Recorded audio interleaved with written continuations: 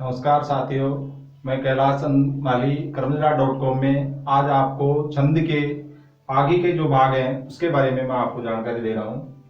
आज का छंद है भुजंग प्रियातम। भुजंग प्रियातम जो छंद है उसका लक्षण है भुजंग प्रियातम चतुर्भियकारैः। भुजंग प्रियातम चतुर्भियकारैः। अर्थात भुजंग प्रियातम छंद में चतुर्भी यानी चार, यकारई यकार का अर्थ हुआ यगण। जिस छंद में एक पाद में चार यगण हैं वह छंद भुजंग प्रियातम होता है। अर्थात जिसमें चार यगण हैं और चार यगण का एक जो गण होता है उसमें 3 अक्षर होते हैं और 4 इसमें यगण है तो इसका अर्थ हुआ कि उसमें 12 वर्ण होते हैं।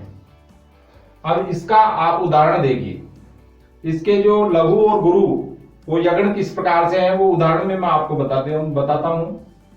उदाहरण देखिए, उदाहरण है नमस्तेस्तु गंगे त्वदंग प्रसंगात् भुजंगास्तु रंगा कुरंगा प्लवंगा अनंगारिरंगा सगंगा शिवांगा भुजंगा दीपांगी कृतांगा भवन्ति। इसमें जो यति होती है वो पाद के अंत में होती है, यानी विराम। ये जो विराम है इसको यति अपन बोल सकते हैं, जहां पे हम श्वास लेते हैं या रुकते हैं। अब इसमें आपको जो लघु गुरु है, ये उदाहरण है नमस्ते, तो नय में हो गया इसमें लघु, मैं और स में इसमें गुरु हो गया, और ते और ये आधा ए और स यहां तक ये गुरु हो गया, ये यगण हो गया। यहां पे ये लघु हो गया, ये गुरु हो गया, ये यगण हो गया, ये वह लघु हो गया, द के अंदर ये जो है मिलकर के और ये गुरु हो गया, और यहाँ पे ये ग और यहाँ पे ये जो प है आधा वो मिलकर के गुरु हो गया, और ये रे से यहाँ पर लघु हो गया, स के साथ में जो य है उसके साथ में जुड़ करके और ये गुरु हो गया, और ये प और ये गा ये मिलकर के गुरु हो गया। इस प्रकार से इसमें यानी प्रथम जो अक्षर है वो है लघु और दोनों जो वर्ण आगे के हैं वो है गुरु। तो यगण यानी यगण में पहला जो अक्षर आता है आदि का आता है लघु, और दोनों अक्षर आते हैं दीर्घ यानी गुरु। इस प्रकार से जिसमें 4 यगण हो वह भुजंग प्रियातम छंद कहलाता है, और इसके पाद के अंत में यति होती है और 12 वर्ण होते हैं। वंशस्थ वृत्तम यानी वंशस्थ छंद, इसका लक्षण है जतो तु वंशस्थ मुदीरितम जरौ, जतो तु वंशस्थ मुदीरितम जरौ।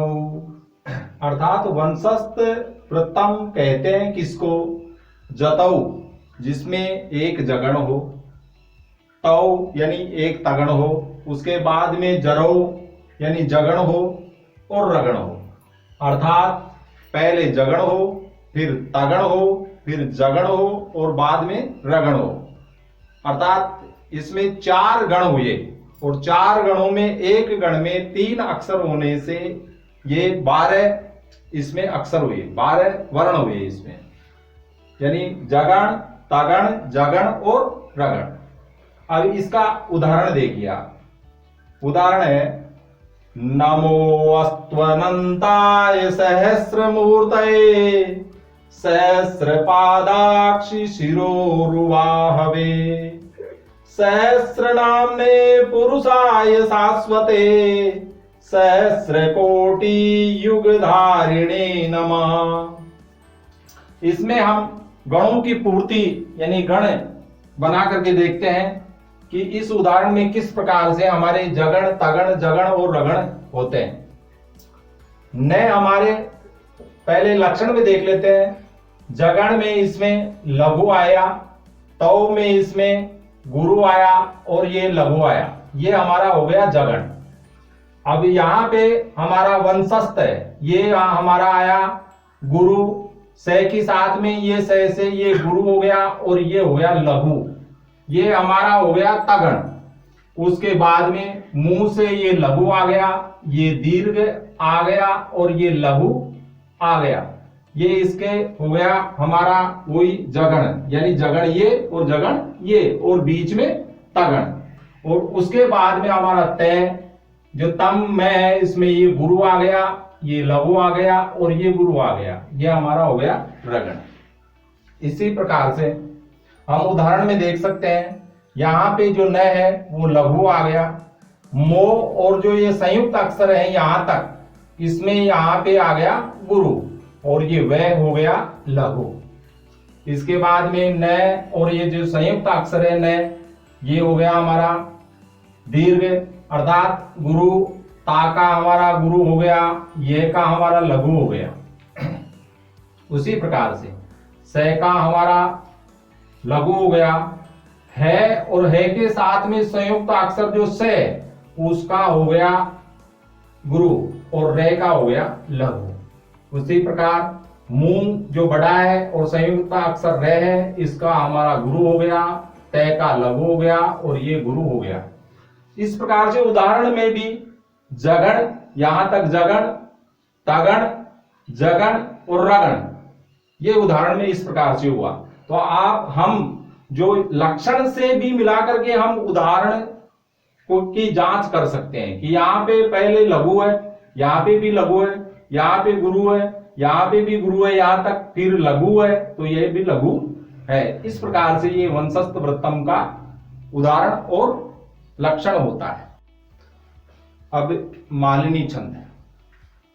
मालिनी छंद का लक्षण है ननमयय्यु तेयं मालिनी भोगिलोकै, ननमयय्यु तेयं मालिनी भोगिलोकै, अर्थात जिस छंद में, जिस पद्य में, जिस श्लोक में दो नगण हो, न न अर्थात दो नगण हो, बीच में मध्य में मगण हो, य और दो यगण हो, उनसे युक्त, युतेयम यानी ये उनसे युक्त हो, जो वो मालिनी छंद कहलाता है। अब इसमें जो मैंने तृतीयांत जो इसमें पद होता है वो हमारे यति का द्योतक होता है। यति कहां पर लगती है?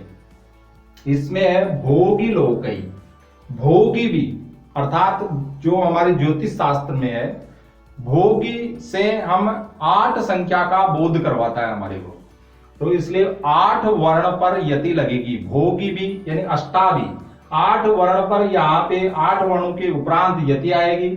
और लोकई, लोकई यानी 7 लोक माने गए हैं, इसलिए उसके बाद में 7 पर यहाँ पे यति आएगी।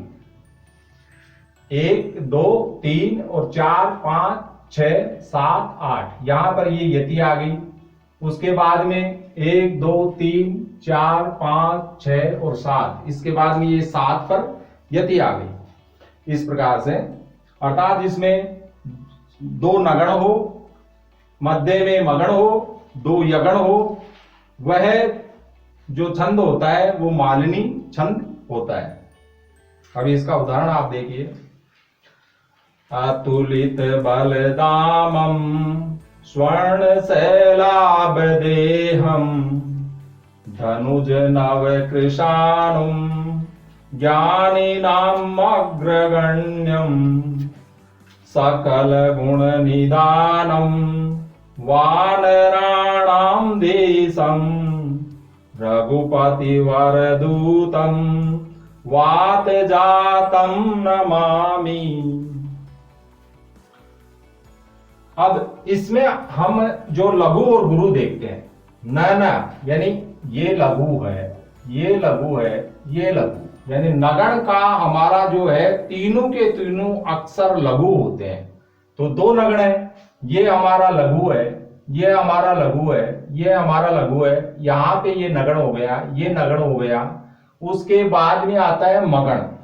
मगण में सर्व गुरु होते हैं, यानी सारे तीनों के तीनों गुरु होते हैं। तो ये हमारा गुरु हो गया, ये हमारा गुरु हो गया और ये हमारा गुरु हो गया, ये मगण हो गया। अब आता है यगण। यगण में आदि तो होता है लघु और जो दोनों अक्षर होते हैं वो होते हैं गुरु।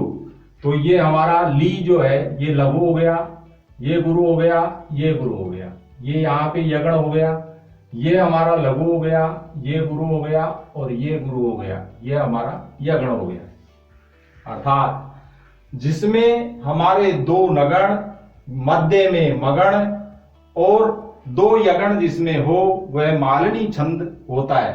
हम उदाहरण में भी इसी प्रकार से देखेंगे।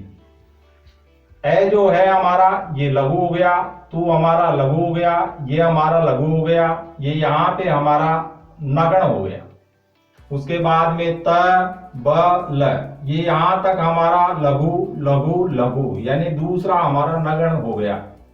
उसके बाद में मगण में तीनों जो गुरु होते हैं, धा में ये गुरु हो गया, मम में गुरु हो गया और ये स इसी के साथ में आएगा और वह के साथ में ये रे जो संयुक्त वर्ण है वो मिलकर के और ये गुरु हो गया, ये हमारा हो गया मगण। उसके बाद में ण में हमारा आएगा, जो इसमें ण है शुरू, ये प्रारंभ में ये हमारा लघु आ गया, ये हमारा गुरु आ गया, ये हमारा गुरु आ गया, ये हमारा यगण हो गया। भय में ये हमारा लघु हो गया, ये गुरु हो गया, ये गुरु हो गया और ये हमारा यगण हो गया। तो इस प्रकार से जिसके प्रारंभ में 6 अक्षर यानी 2 हमारे नगण हो, यानी 6 अक्षर हो गए। और इस प्रकार से आप इसके लक्षण से भी हम उदाहरण से मिलान कर सकते हैं, क्योंकि यहाँ पे 1 2 3 4 5 6 अक्षर यानी 2 नगण, तो ये सारे लघु हैं। नगण में सारे अक्षर लघु आते हैं, तो इसी प्रकार से उदाहरण में भी हमारे लघु आ रहे हैं। मगण में सर्व गुरु होते हैं, तीनों के तीनों अक्षर, तो सर्व गुरु हैं इसमें मगण में हमारे तीनों के तीनों। और यगण में आदि का जो है वो होता है लघु और दोनों अक्षर होते हैं वो दीर्घ यानी गुरु होते हैं। तो आदि हमारा ये लघु और ये गुरु गुरु। इस प्रकार से ये हमारे जो मालिनी छंद का जो लक्षण है। अब इसमें यति का आपको बताया मैंने।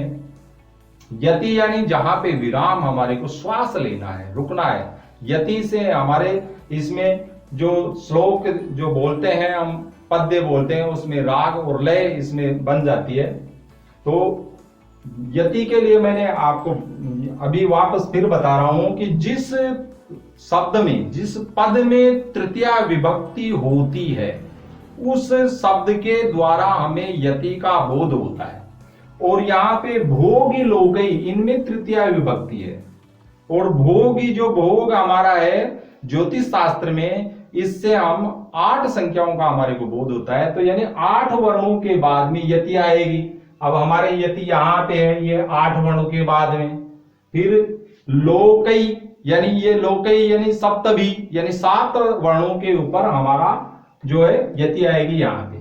तो इस प्रकार से एक बार फिर वापस आपको लक्षण बोल के बता देता हूं मैं कि नैन मायायी हो तेयम मालिनी भोगी लोकई। इस प्रकार से ये मालिनी छंद होता है।